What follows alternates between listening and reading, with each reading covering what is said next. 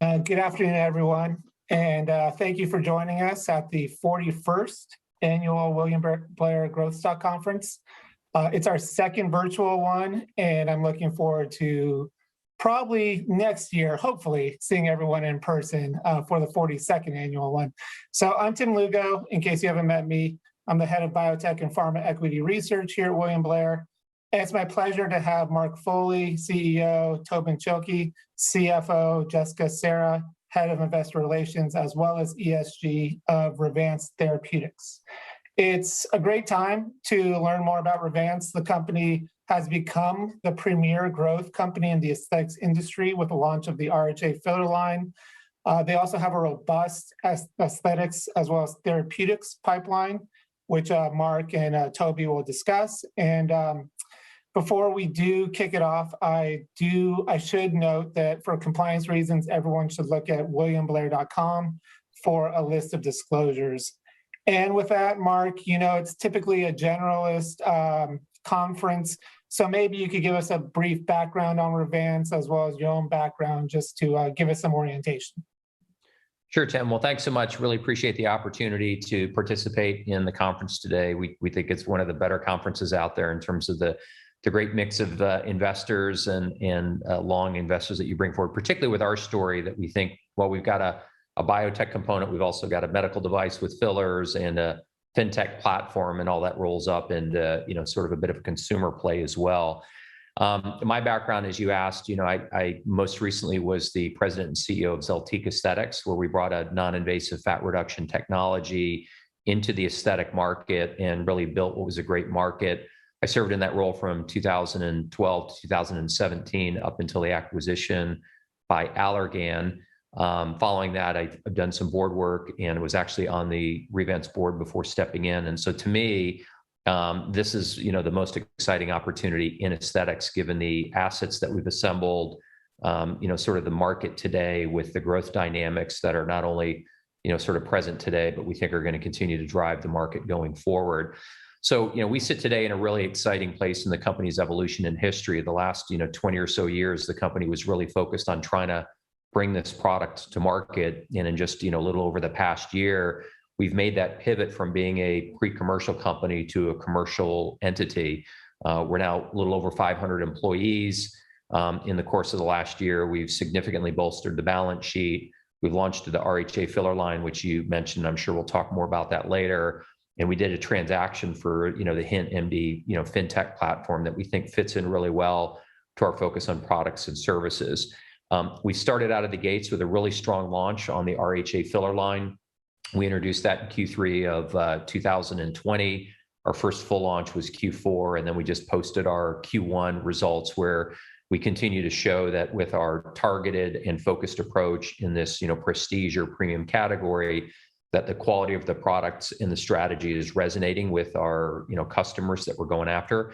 So we're really excited about, the start that we've had and the fact that, our neuromodulator is, not too far away either, which then sets us up for kind of what are the big 5 initiatives that we have for 2021. So first and foremost is the approval of our neuromodulator.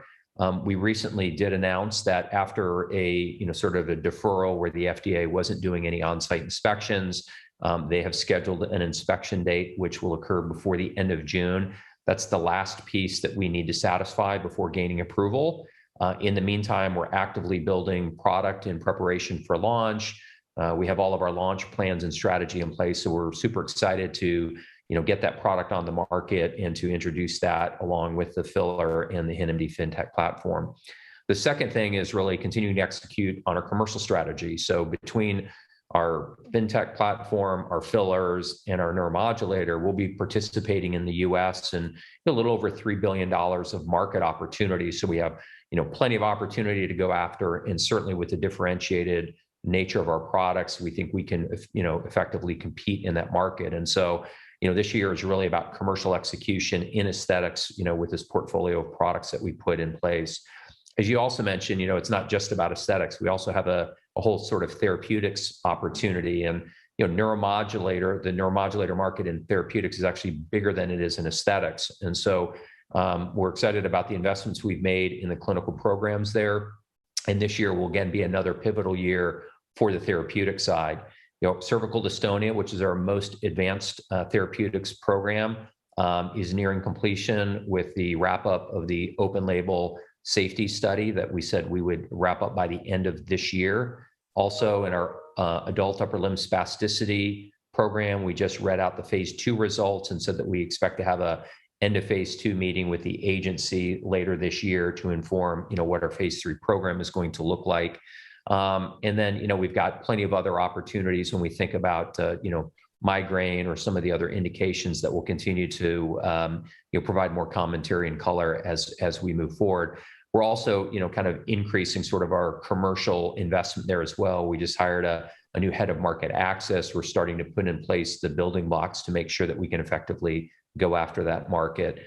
We're also committed to, maintaining a strong financial position. End of Q1, we ended with just over $387 million in cash. We've talked about cash runway into 2024. So while we continue to be very disciplined with our capital allocation, we also feel like we've got the resources to effectively compete in the market. And then lastly, it's our people initiative.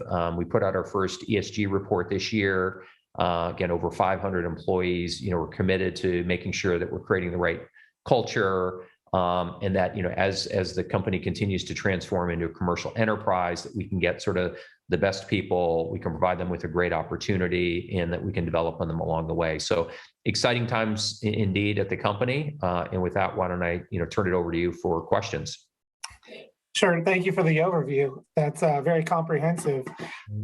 So, all eyes, I very much believe that it's impressive how Revance has kind of become a whole company over the past, let's call it 2 years even, especially with the FinTech edition, RHA launch, over 500 people. You're clearly, a player in the aesthetic space. But, we're all kind of waiting for the DAXI inspection to move on. Can you give us kind of, so you press release saying it was going to be by the end of June.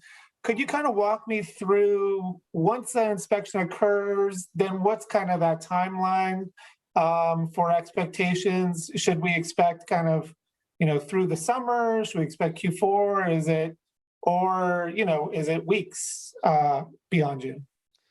Yeah, well, it's really hard to know because, we're dealing with sort of an unknown territory, right? In a normal PDUFA process, the inspection is taking place as one of the work streams that's happening in concert with some of the other aspects, the label, the CMC, and everything else. And so that all comes together in a process that's, much more familiar to all of this.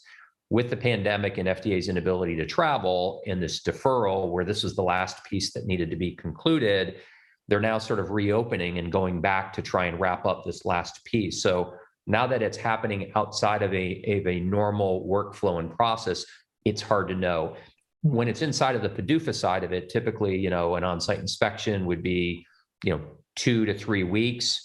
There would likely be some questions and responses by the company after that, which happens in, roughly a 2-week type of period. And then it would need to go through sort of, the final sign-offs and routing and everything like that. So that whole thing tends to, in a PDUFA environment, take 8 to 10 weeks. What's hard to know, given, FDA's efforts to try and, address the backlog and the lean in, is will they move through more quickly? Will it be sort of similar in time, or will it take longer? And that part we don't know. And that's why we put out there that, they're going to show up by the end of June. We're going to be ready. We've certainly had plenty of time to do a lot of, mock audits and preparation and stuff. And so we're hopeful that it will move forward efficiently. We're sort of ready to go whenever that happens. And like I said, continuing to build product, but I just don't know in this environment whether it will follow a traditional PDUFA path or whether there'll be any sort of wrinkles to that on the positive or on the negative side. Okay, that is completely understood. So it might be a little aggressive to assume before 4th of July launch. Right. Yeah, that's probably a little on the aggressive side. Fair enough. Obviously the neuromodulator market has some incredible brands already, in place. Can you talk maybe what you're seeing with the market, if there is any kind of preparations or anything within the market that,